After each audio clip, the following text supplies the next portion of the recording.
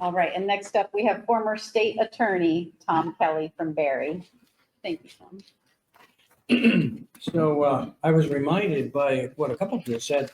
How could I forget this? My daughter's wedding in Colorado was postponed. I think it was scheduled for 2020, and she had a private ceremony later. We did not witness that event, that blessed event.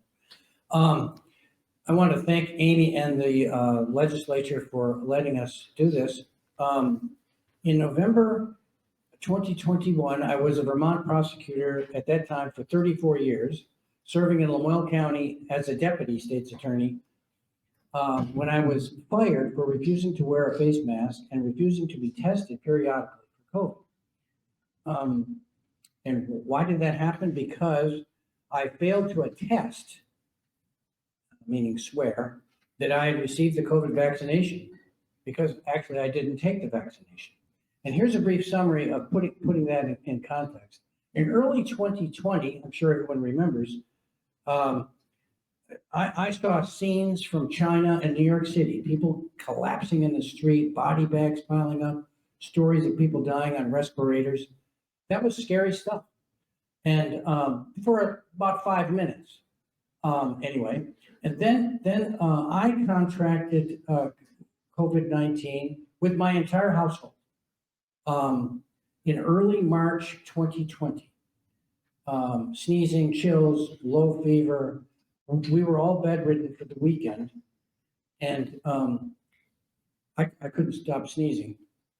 The symptoms that I had were described in the media by public health officials.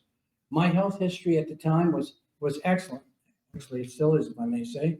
I did not require medical intervention. The good news, immunity.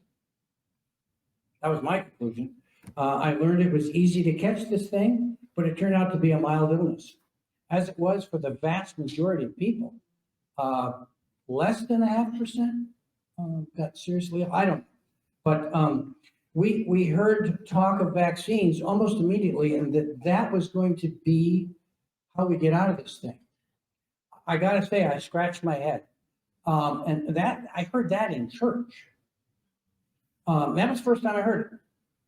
The bishop says we're going to be able to get out of this with a vaccine. Huh? I don't have time to get into all the information about my religious objections related to the development of the vaccine on the cells of aborted fetuses and the dangers of the experimental vaccine, which I figured I did not need because I had contracted the disease. Then came the 15 days to stop the spread and mask mandates. As we all know, there was some pushback from some respected sources. Something called the Great Barrington Declaration urged a policy to protect the vulnerable and let others live their lives. Quote from the Barrington Declaration: as immunity builds in the population, the risk of infection is stable, and that this is assisted by, but not dependent upon, a vaccine. Our goal should therefore be to minimize mortality and social harm until we reach herd immunity.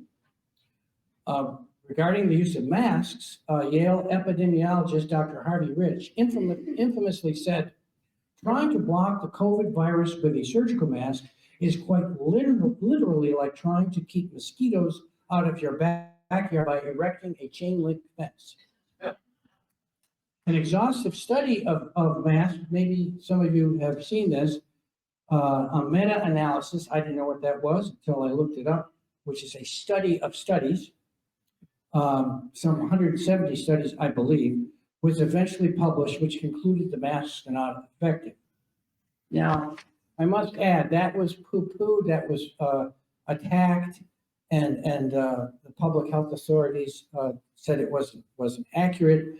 But they said what we need is further testing to see if the masks work, despite all this test that viruses go through the mask. Anyway, in my book, the person telling me to wear a mask has the burden of proving that I need to wear a mask. Anyway, so regarding the testing, I had observed that Vermont policies seem to be driven by case counts, not necessarily by deaths attributable to COVID.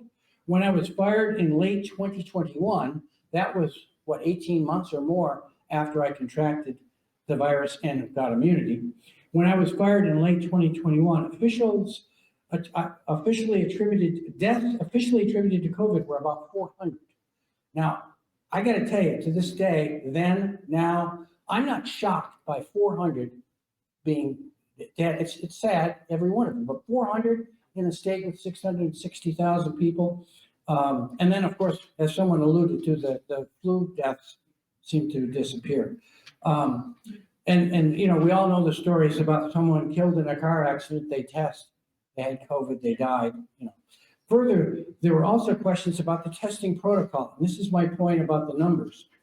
I don't have time to go into the details, but eventually I had an email exchange with the Vermont Department of Health about this so-called PCR test and the underlying test standard that was alluded to by our first speaker. I provided information which suggested, and I think the source of the information was a guy named Fauci and somebody else, that the test could be producing false positives. The department refused to provide the information I requested and then ironically explained that they were too busy to continue the back and forth with me about the testing protocol because of the increased case counts. Think about that. They're too busy with the case counts that I thought were being falsely inflated.